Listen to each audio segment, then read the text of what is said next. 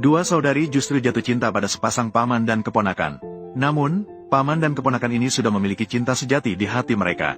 Yang lebih kebetulan adalah penampilan dua sahabat ini kebetulan mirip dengan cinta sejati paman dan keponakan. Maka mereka dianggap sebagai pengganti.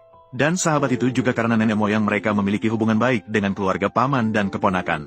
Mereka memaksa Gu Bochuan, paman, untuk menikahinya.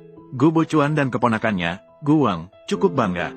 Namun, mereka tidak tahu bahwa kedua wanita itu sudah digantikan oleh orang-orang dari Sichuan. Dua sahabat baik.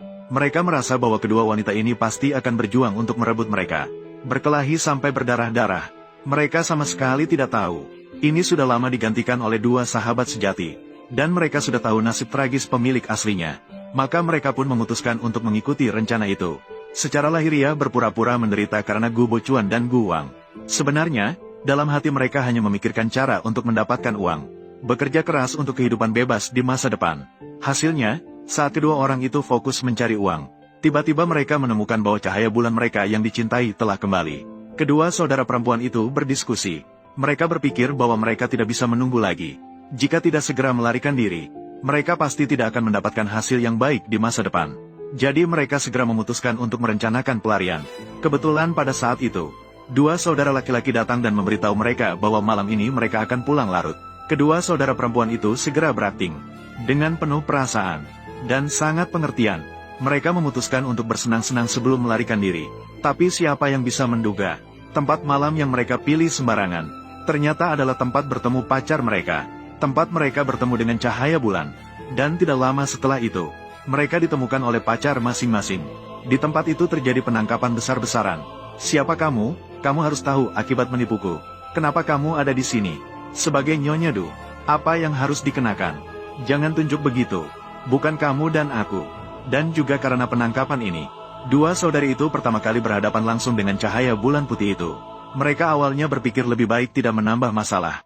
Mereka pura-pura tidak mendengar, tapi cahaya bulan putih ini semakin berani. Dia terus-menerus mengejek mereka. Dua saudari itu tidak bisa menahan diri lagi. Mereka langsung mengambil gelas di meja dan menyiramkan isinya ke tubuh cahaya bulan putih itu. Ternyata, adik melihatnya dan langsung marah besar. Aku tahu kamu tidak suka melihatku baik-baik saja.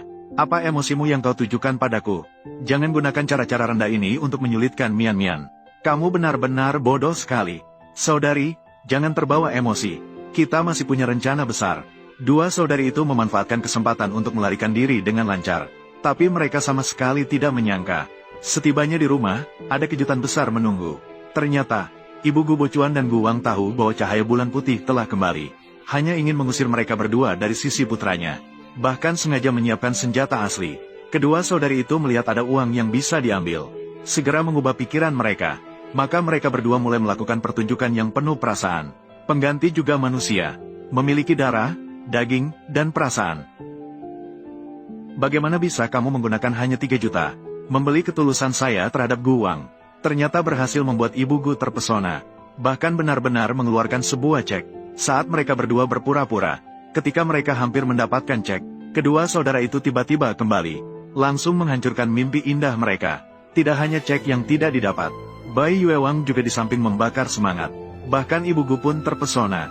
Namun ini tidak mempengaruhi rencana inti kedua sahabat, untuk menentukan siapa yang akan lebih dulu berbaring dan melarikan diri. Kedua wanita itu bahkan sengaja mengadakan kompetisi yang sangat sengit, mengacau selama 3 hari 3 malam. Akhirnya, Fang Yun yang mengenakan pakaian hitam menang. Dia yang pertama kali memulai rencana untuk berbaring dan melarikan diri. Tapi dia tidak menyangka, Xie Guang ternyata mengatur sebuah acara untuk dirinya sendiri. Sebuah drama penculikan yang ditulis dan disutradarai sendiri, yang membuat adiknya salah paham bahwa Fang Yun telah menculiknya. Gu Wang sangat marah. Dia bersikeras memaksa Fang Yun untuk meminta maaf kepada Xie Guang. Tapi pada saat itu, Fang Yun sudah menempatkan dirinya ke dalam peti mati. Jadi ketika Gu Wang melihat kembali istrinya hanya bisa melihat nisan Fang Yun. Gu Wang mengalami pukulan besar. Dia bersikeras ingin membuka peti mati Fang Yun untuk melihat. Xia Yan di sampingnya segera mencegahnya dengan ketakutan. Karena dia juga tidak tahu apa yang telah dimasukkan sahabat baiknya ke dalam peti mati. Fang Yun, kau yang tidak bisa diandalkan. Bukankah kau bersumpah dengan tegas bahwa Gu Bochuan tidak akan menyentuh peti mati? Jika ini sampai ditemukan, kita berdua pasti akan selesai. Detik berikutnya, dia membuka kotak abu tanpa memikirkan apapun. Ternyata di dalamnya hanya ada sebuah kepala. Dia langsung bertanya kepada wanita itu apa yang terjadi. Dia berkata bahwa dalam hidupnya, kamu tidak pernah memilih. Saringan ini miliknya.